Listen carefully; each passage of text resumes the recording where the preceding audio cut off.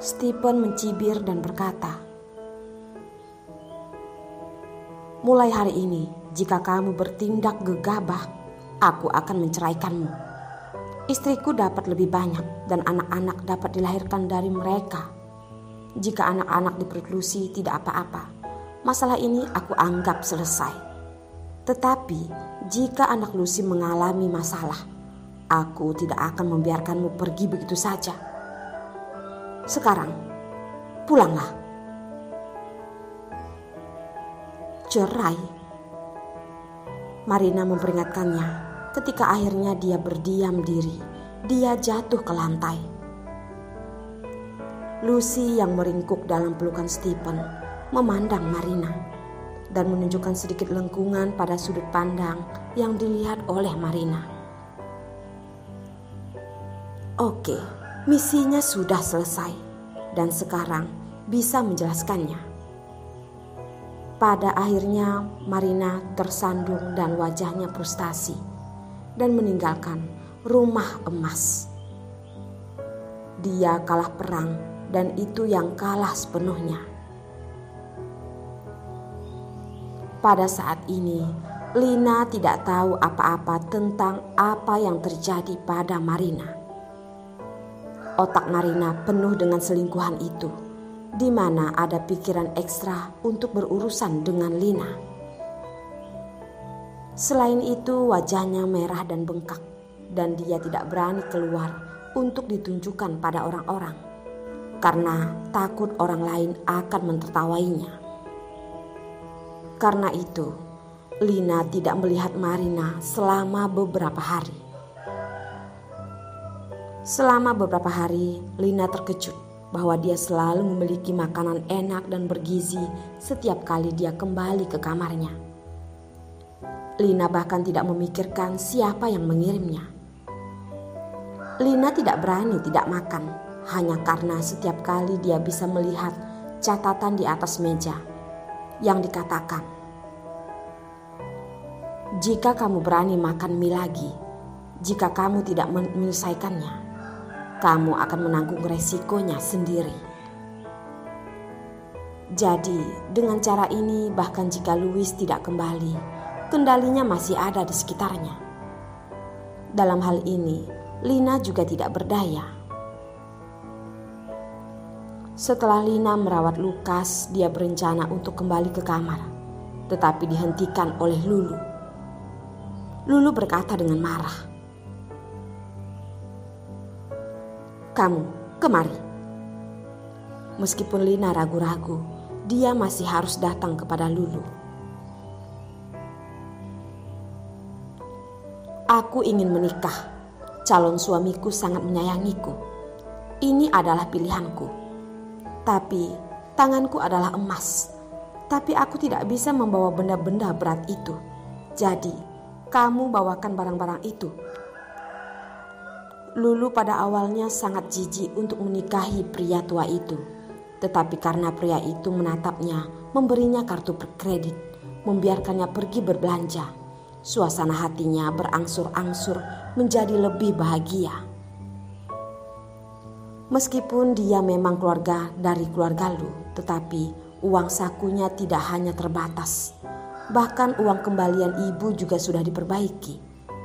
Biasanya melihat wajah ayah dan kakek, di mana uang seperti ini sekarang adalah kesenangannya. Dia hanya ingin membeli banyak perhiasan dan barang-barang berharga, siap untuk pergi ke pesta untuk dipamerkan. Sehingga mereka yang awalnya ingin melihat lelucon, semuanya akan diam. Lina menghela napas dalam hatinya dan hanya bisa keluar di belakang Lulu. Lulu telah lama berbelanja di mal-mal besar. Dia memiliki semua tas belanja besar dan kecil agar Lina membawanya.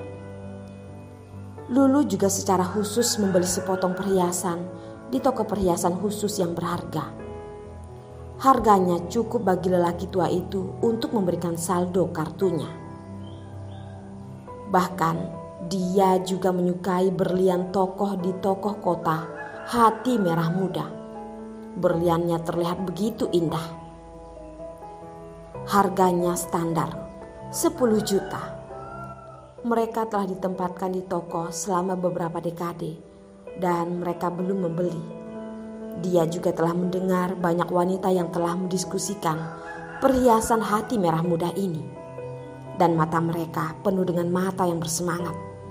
Tetapi tidak ada yang memulai untuk membeli.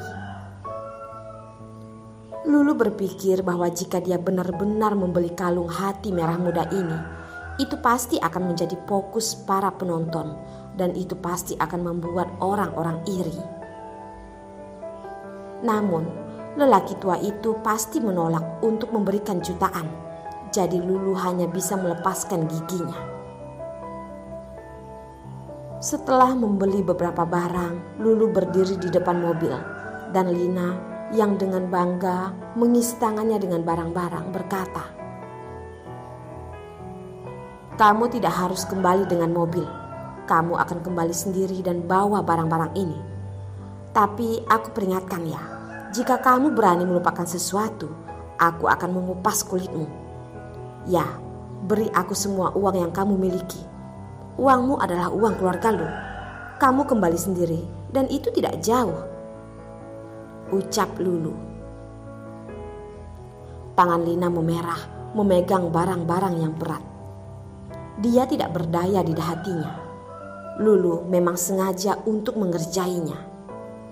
Oleh karena itu Lina tidak banyak bicara dan dia berjalan kembali ke rumah. Butuh waktu 3 jam untuk kembali ke rumah keluarga. Namun, Lina juga berencana untuk melakukan pekerjaan dengan baik. Jika itu tidak, dia tidak akan dapat membawa satu-satunya gelang yang dikenakan di pergelangan tangannya ke Pegadaian untuk melihat apakah akan mendapat beberapa uang. Tetapi dia pasti akan menaiki mobil setelah itu. Tepat sebelum dia menunggu beberapa langkah lagi, langit mulai turun hujan. Lina juga khawatir tentang tas-tas yang dibawanya. Tas belanja Lulu basah oleh hujan. Berencana pergi ke toko di bawah kanopi untuk sementara berlindung dari hujan. Tetapi tidak disangka ada suara dingin di punggungnya. "Kamu kesini, naiklah." Ketika Lina mendengar suara yang akrab dan dingin ini, tubuhnya tiba-tiba menjadi kaku. Dia menoleh dan melihat bahwa sebuah mobil parkir tidak jauh darinya dan pintu telah dibuka. Meskipun dia hanya melihat celana setelan dan jari ramping yang dikenakan oleh pria di kursi mobil, Lina yakin bahwa orang itu adalah Louis. Lina menghangatkan rasa naluriahnya. Kakinya seperti ruting dan dia tidak mau pergi. Namun, ancaman-ancaman dingin pria itu terus datang. "Kamu tidak mau, apakah akan membiarkanku turun dan menjemputmu?" ucap Louis. Lina melihat ada beberapa pejalan kaki yang berjalan di sekitar. Tetapi dia tidak berani membiarkan pria itu turun dari mobil dan memeluknya di hadapan semua orang.